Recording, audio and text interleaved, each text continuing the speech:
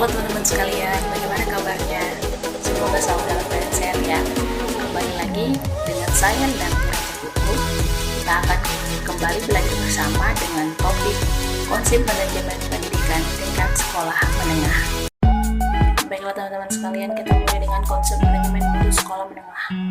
Mutu dalam konteks pendidikan menurut Kementerian Pendidikan Nasional sebagaimana dikutip oleh Mulyasa tahun 2002, yaitu mencakup input, proses, dan outputnya pendidikan.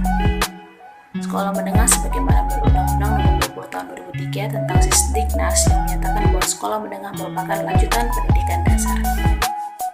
Jadi, manajemen mutu sekolah menengah merupakan upaya yang dilakukan untuk memperbaiki kualitas sebuah lembaga pendidikan tingkat menengah atau SMP, SMA, SMK, SMMA guna tercapainya tujuan pendidikan. Sasaran mutu pendidikan. Gambaran sasaran mutu pendidikan itu kita perhatikan yang pertama inputnya itu yaitu kepala sekolah, guru, pegawai ahli, fasilitas lengkap, lingkungan kondusif, kurikulum berstandar tinggi, dana, siswa yang terseleksi, dana pendukung cukup. Prosesnya adalah metode dan pengujian efektif, organisasi atau manajemen administrasi, hubungan masyarakat atau industri erat, kegiatan ekstrakurikuler aktif semarak, pengendalian mutu efektif. Berikutnya adalah nilai hasil belajar memuaskan, kompetensi yang dicapai di atas standar, tingkat kelulusan tinggi, keterserapan ke dunia kerja tinggi, dan kepercayaan masyarakat tinggi. Berikutnya karakteristik menjadikan sekolah bermutu. Satu hal-hal yang perlu diperhatikan yaitu memahami fungsi sekolah serta maksud dan tujuan pendidikan cita-cita bangsa, memahami kebijakan pemerintah dalam bidang pendidikan dan undang-undang Sisdiknas, memahami standar pendidikan yang ditetapkan, memahami prinsip manajemen dan administrasi, memahami kurikulum dan pengembangannya, kemudian memahami tuntutan kebutuhan peserta didik atau life skill dan tuntutan masyarakat. Berikutnya memiliki visi dan misi. Visi dan misi itu bisa dilakukan dengan cara bersifat ambisius ideal, rasional bisa dicapai, bersifat menantang, memberi nuansa kinerja bermutu, menumbuhkan motivasi dan kegairahan bekerja, membangun kekompakan atau kebersamaan, memberikan kebanggaan, dan singkat jelas syarat makna, dan mengesankan. Yang kedua, sasaran hasil mutu pendidikan.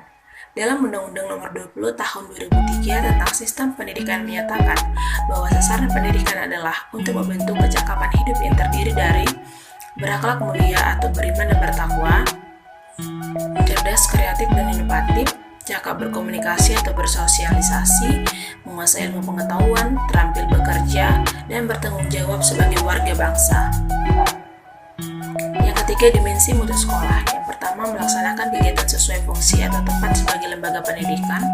Yang kedua, memiliki keunggulan. Yang ketiga, terpercaya sebagai sekolah yang baik. Yang keempat, kondusif, nyaman, menyenangkan. Yang kelima, penampilan fisik maupun kegiatan menarik. Yang keenam, mengesankan dan harus menjadi terfavorit. Yang berikutnya, fokus manajemen sekolah menengah. Pengelolaan sekolah menengah terfokus pada yang pertama, pembaruan SMA yang berkelanjutan dalam rangka meningkatkan mutu pendidikan. Yang kedua, mengimplementasi sistem manajemen abad 21 dengan mempertimbangkan peran SMA dalam membangun MBS di SMA. Yang ketiga, implementasi sistem manajemen SMA dalam kerangka konsep balance scorecard dengan melakukan sinkronisasi terhadap MBS.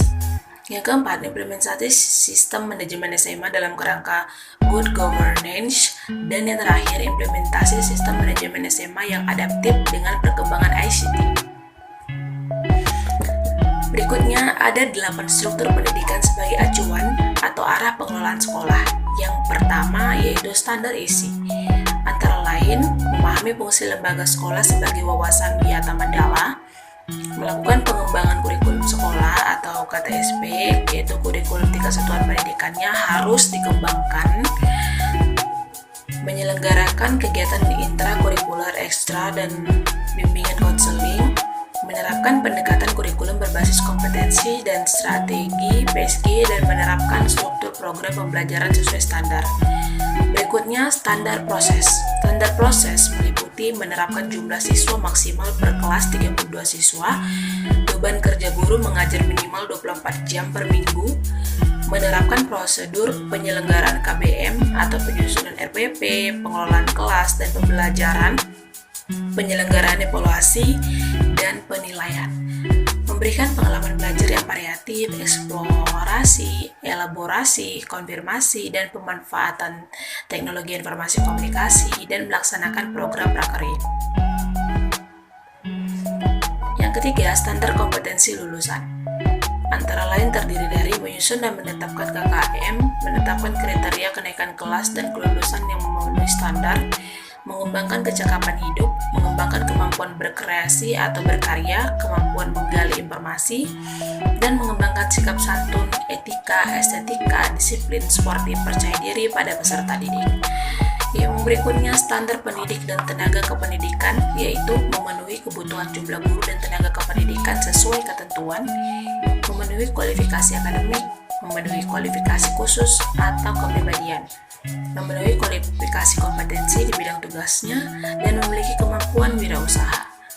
Yang kelima, standar sarana dan prasarana yang terdiri atas sekolah memiliki luas lahan minimal 3.500 meter persegi untuk bangunan satu lantai, memiliki ruang pembelajaran umum atau RPU, pembelajaran khusus atau RPK, ruang penunjang atau RP, ruang business center dengan ventilasi udara dan pencahayaan yang cukup, memiliki sanitasi air bersih yang cukup, saluran air hujan dengan air limbah, dan tempat-tempat sampah. Yang keenam, standar pengelolaan, yaitu dalam pengelolaan memiliki visi dan misi, yaitu tujuan yang ingin dicapai, memiliki program kerja jangka panjang, menengah, dan program kerja tahunan, memiliki struktur organisasi serta uraian tugas dalam mekanisme kerja, dan menciptakan lingkungan dan iklim kerja kondusif. Yang ketujuh, standar pembiayaan, yaitu sekolah memiliki investasi lahan dan gedung, investasi lainnya seperti biaya untuk operasional dan pengembangan sekolah, memiliki rencana kerja dan rencana anggaran sekolah, pengelolaan dana masyarakat dilakukan transparan, efisien, akuntabel, dan buku catatan pengelolaan yang lengkap, serta pelaporan pertanggungjawaban. Yang kedelapan, standar penilaian pendidikan itu terdiri atas sekolah melaksanakan penilaian hasil belajar dengan pelaksanaan tes atau ulangan atau ujian sesuai standar operasional prosedur. Yang kemudian, sekolah menginformasikan secara jelas kepada para siswa tentang kompetensi yang sudah dicapai serta segala rancangan dan kriteria penilaiannya. Alat dan teknik penilaian disesuaikan dengan karakteristik mata pelajaran serta mengacu pada indikator pencapaian kompetensi. Melaksanakan penilaian afeksi untuk menilai sikap atau akhlak dan kepribadian, melaksanakan program remedial, pelaksanaan uji kompetensi, sekolah menetapkan kriteria kenaikan kelas atau kelulusan. Baiklah teman-teman sekalian, demikianlah materi pembelajaran kita mengenai konsep manajemen pendidikan tingkat sekolah menengah, baik itu untuk sasaran mutu pendidikannya, karakteristiknya, dan bagaimana fokus manajemen sekolah menengah, dan untuk standar pendidikan untuk acuan atau arah pengelolaan sekolah tersebut. Semoga teman-teman sekalian bisa memahami dan mengerti dan menambah wawasan teman-teman. Saya Renarti Raja Guguk, sekian dan terima kasih.